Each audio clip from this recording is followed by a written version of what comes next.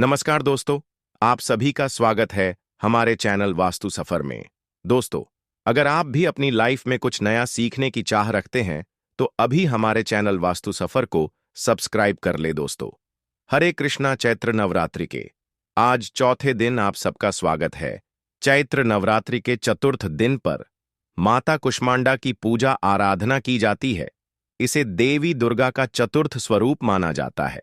देवी कुष्मांडा मुस्कुराती हुई देवी के नाम से भी जानी जाती हैं, जिनकी 8 भुजाएं हैं और अपने हाथों में अनेक प्रकार के अस्त्र शस्त्र धारण करती हैं।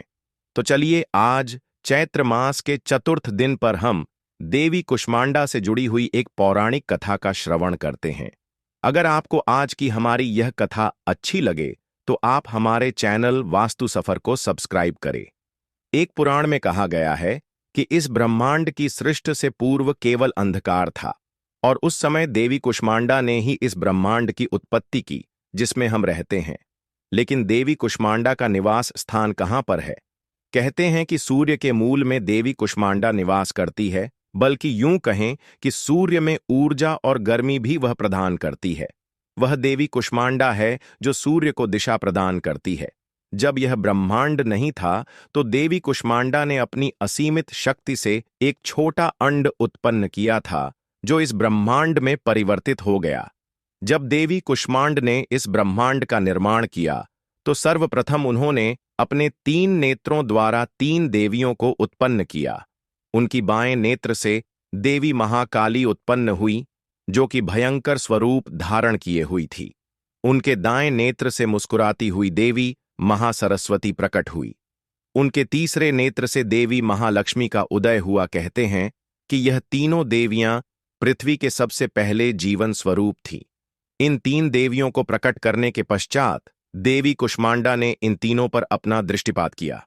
सर्वप्रथम देवी कुष्मांडा ने देवी महाकाली पर दृष्टिपात किया और उनसे एक नर तथा मादा उत्पन्न हुए।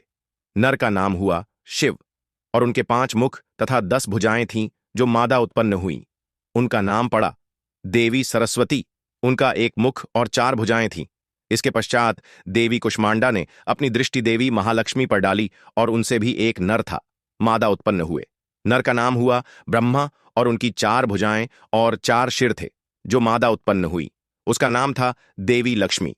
उनका 1 मुख और 4 हाथ थे।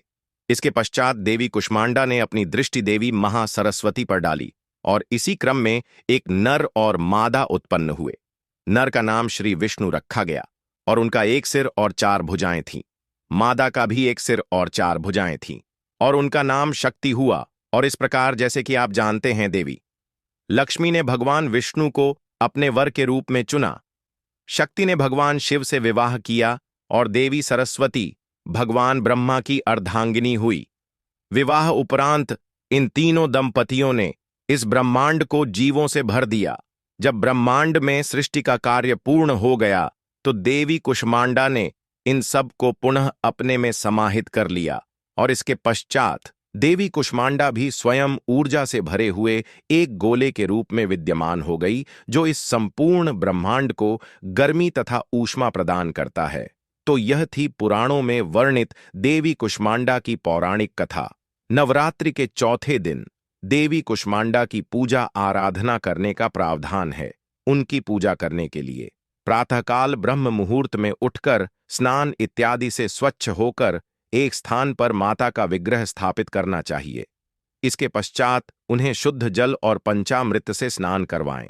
तत्पश्चात मां कुष्मांडा का स्मरण करके उनको धूप गंध अक्षत लाल पुष्प सफेद कुमड़ा फल सूखे मेवे और सौभाग्य का सामान अर्पित करना चाहिए।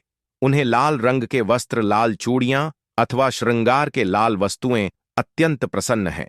इस दिन साधक का मन अनाहत चक्र में स्थित होता है और इसलिए इस दिन उसे अत्यंत पवित्र और अचंचल मन द्वारा माता कुष्मांडा के स्वरूप को ध्यान में रखकर पूजा और उपासना करनी चाहिए। मां कुष्मांडा की उपासना से भक्तों के समस्त रोग और शोक नष्ट हो जाते हैं। इनकी भक्ति द्वारा आयु, यश, बल और आरोग्य में वृद्धि होती है। मां कुष्मांडा अत्यंत अल्प सेवा और भक्ति द्वारा भी प्रसन्न हो जाती हैं। इसलिए मनुष्य को सच्चे हृदय से उनके शरणागत होना चाहिए और जब वह ऐसा करता है तो वह अत्यंत सरलता से परम पद की प्राप्ति कर सकता है। मनुष्य को शास्त्रों और पुराणों में वर्णित विधि विधान के अनुसार मां दुर्गा की उपासना और भक्ति के मार्ग पर अहरनिश अग्रसर होने की प्रार्थना करनी चाहिए। मां के भक्ति मार्ग पर कुछ ही कदम आगे बढ़ाने पर भक्त को उनकी कृपा का सूक्ष्म दम अनुभव होने लगता है। यह दुख स्वरूप संसार उसके लिए सुखद और सुगम बन जाता है। मां की उपासना मनुष्य को सहज भाव से ही भवसागर से पार उतारने के लिए सर्वाधिक सुगम और अनुकूल मार्ग है। मां कुष्मांडा की उपासना मनुष्य को हर प्रकार की आधि व्याधि और उपाधि से मुक्त कर देती है, उसे सुख समृद्धि और उन्नति की ओर ले जाती है। चतुर्थ नवरात्रि के दिन देवी कुष्मांडा को प्रसन्न करने के लिए इनमें से किसी भी मंत्र का जप कर सकते हैं।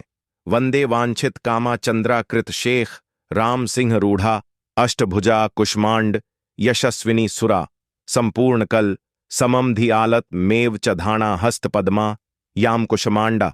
शुभदास्तु में आपको जानकर आश्चर्य होगा कि देवी कुष्मांडा को समर्पित एक भव्य मंदिर भारत में भी स्थित है। मां कुष्मांडा देवी का मंदिर उत्तर प्रदेश के कानपुर जिले के घाटमपुर में स्थित है। यहां पर मां कुष्मांडा एक पिंड के रूप में विद्यमान है और इस पिंड से हमेशा पानी रीसता रहता है। स्थानिक लोगों का मानना है कि मंदिर में अर्पित किया जाने वाला पानी कई दुखों का निवारण करता है और इसके साथ ही इस पानी को आंखों में लगाने से आंखों की रोशनी भी पड़ती है। ईवी सन 128 में राजा घाटम देव हुए, जो कि स्थान पर देवी कुष्मांडा के दर्शन करने के लिए आए थे और उन्होंने ही अपने नाम से घाटमपुर कस्बे को पसा दिया और देवी के लिए एक भव्य मंदिर का निर्माण किया। सन 1990 में इस मंदिर का पुनः निर्माण करवाया गया और यहां पर रहने वाले स्थानीय बंजारों के समुदाय ने यहां पर एक मठ की भी नींव रखी। उत्तर प्रदेश का कानपुर देश के सभी प्रमुख शहरों से रेल, सड़क और हवाई मार्ग से जुड़ा हुआ है। यहां पर आप किसी भी माध्यम से पहुंच सकते हैं। इसके अतिरिक्त देश में देवी कुष्मांडा को समर्पित कुछ अन्य मंदिर भी हैं।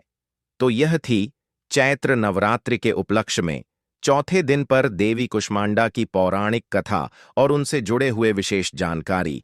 यह वीडियो आपको कैसा लगा, यह हमें नीचे कमेंट बॉक्स में लिखकर जरूर बताइएगा। हमारे शास्त्रों की इन पौराणिक कथाओं को सुनना अगर आपको अच्छा लगता है और आप चाहते हैं कि इस कार्य को हम ऐसे ही आगे बढ़ाते रहे और आप इसमें हमारी सहायता करना चाहते हैं, तो स्क्रीन पर दिए गए नंबर पर अपना आर्थिक योगदान भेज सकते हैं। और अगर आप पहली बार इस चैनल पर आए हैं और अभी तक आपने सब्सक्राइब नहीं किया, तो नीचे सब्सक्राइब बटन पर क्लिक कर दीजिए और नोटिफिकेशन भी ऑन कर लीजिए, ताकि नवरात्रि की आने वाली कथाओं को भी आप बिना मिस किए सुन सकें और हम आपसे मिलेंगे नवरात्रि के 5वें दिन की कथा के साथ बहुत जल्द। हरे कृष्णा दोस्तों, आज के लिए बस इतना ही। वीडियो अच्छी लगी हो तो वीडियो को एक लाइक और हमारे चैनल वास्तु सफर को सब्सक्राइब जरूर करें। धन्यवाद।